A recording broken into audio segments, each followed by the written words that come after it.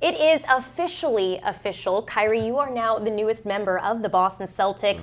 Welcome and congratulations. Thank you. And we know what it's kind of been like for the media, also the fan base, this kind of being a circus of going back and forth. And if in fact the deal was going to get done, what was it like for you during this waiting period in this process? I was just very patient, waiting for it to officially go through, or if it was at one point. So I was in Atlanta, just with my family and friends, and trying to figure out what was going to happen and transpire. But now that we're officially here, and I could officially call myself a Boston Celtic, it feels amazing, and I'm glad that I'm here in such a great place of not only fans but just great individuals. It feels like I was just meant to be here, so it feels absolutely amazing. Now, I want to give you some credit because when this whole thing started, obviously, you did this quietly. You did it behind closed doors. Yes, sir. When you requested the trade. It did leak out at some point or another. But I do want to ask you, on the initial list that was leaked out, the Celtics weren't necessarily on there, but at least that we heard publicly. But you seem so excited to be here. So can you just explain that juxtaposition of like, now you're here and you're in a great situation, just how excited you are, but at that initial stage, the Celtics weren't necessarily in there. Well, I didn't say anything at all after, I did it as professional as possible. And congratulations on that, because that's not always how it happens. I mean, the I think as we all know, as existing in the workplace and having the confidentiality of going to your employer and having a conversation like, okay, I think that I want to move in another direction, regardless of the years on the contract and stuff like that.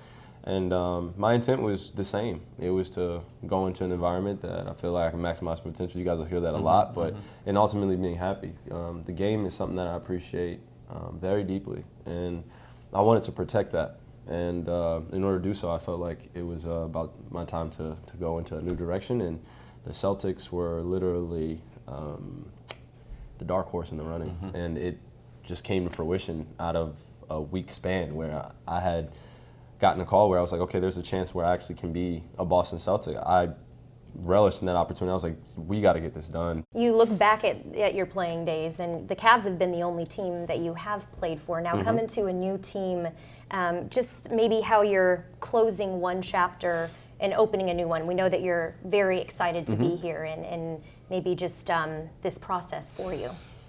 Well, it's new. It's new.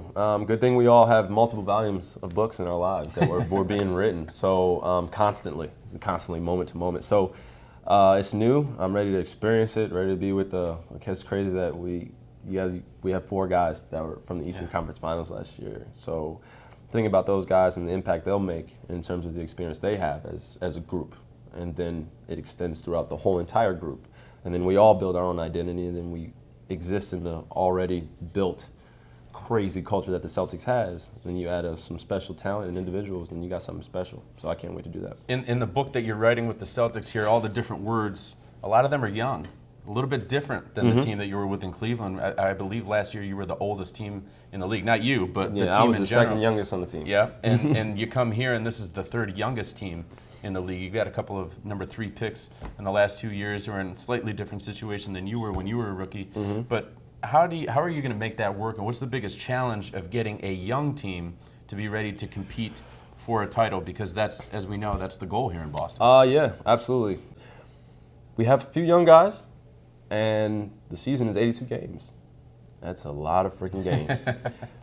A little different than college. And I have just a unique experience of being with the Cleveland Cavaliers, and we went to the last 3 finals, so we're playing 10 months out of the year, 3 years straight. So you can't lose focus of what the primary goal is. And there are going to be some times where guys are going to come in and, it's just going to be a crap day. And there are going to be other days when it's going to be a really exciting day. And that's just a wave of being in a work environment for everyone. So it's just how you respond and how close-knit you are and how truthful you are to one another. Man, I don't want to be around anybody that's not going to be truthful with me all the time, no matter if they're having a good day or bad day. It's just that I don't want the misunderstanding that I have your best intentions at all times. So regardless of how you're feeling, I still have your best intentions. I'm your teammate, I'm your brother. That's it. So. What Words of example? wisdom. Yes, wise words of wisdom. What example would you maybe want to set for your new teammates, either on the court, also in the locker room? Man, it's pretty simple. Know the goal, know your intent, and live in truth, and perfect your craft. You got to really, really, really, really fall in love with perfecting your craft, and I think that my teammates will definitely see that, and they'll do it themselves, as well as we learn from one another. But our work habits, as we sacrifice our time from our families and traveling around. You guys travel with us? Yep. Okay, that's what I'm saying. So you think about that time and getting to know other people and new people, and you're around each other every single day, and we're sacrificing that. We better make it the best time freaking possible.